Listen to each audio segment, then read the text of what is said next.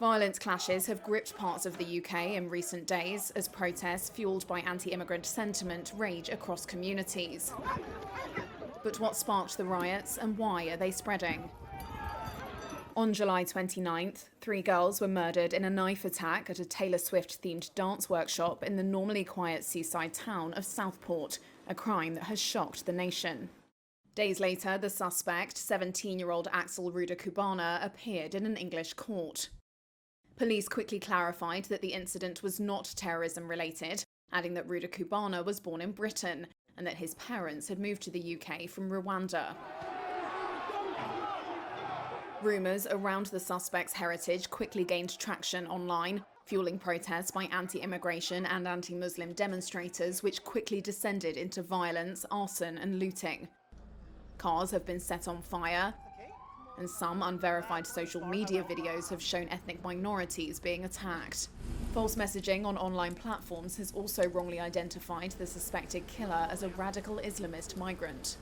Police say high-profile figures amplifying these claims have contributed to the public response to the Southport killings. Former leader of the defunct anti-Islam English Defence League, Stephen Yaxley-Lennon, who is better known as Tommy Robinson, is one of those being blamed by media for spreading misinformation to his many followers on X. Ex-owner Elon Musk has also weighed in. Responding to a post that blamed mass migration and open borders for the disorder in Britain, he wrote, "Civil war is inevitable."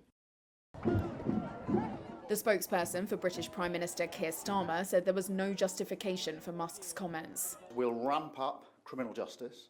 There have already been hundreds of arrests. Starmer, who has held emergency meetings with police and prison chiefs, has said violent protesters who target Muslim communities would swiftly face the full force of the law. Police say they've arrested hundreds of people since the start of the unrest and warned of lengthy prison terms for those found guilty of violent disorder.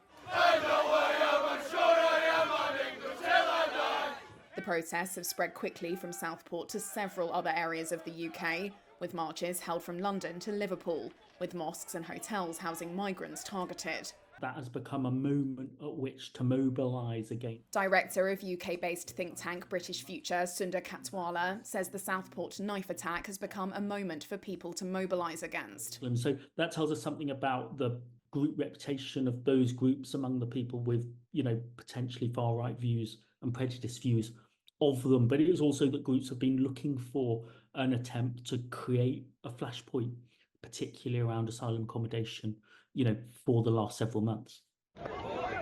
The British government also says it's examining the role foreign states are playing in amplifying disinformation online, while warning social media firms they had to do more to stop it. A specialist on right-wing extremism told Reuters that far-right groups are less organised than they were a decade ago, but that they are now highly visible, exploiting modern technology to capture attention.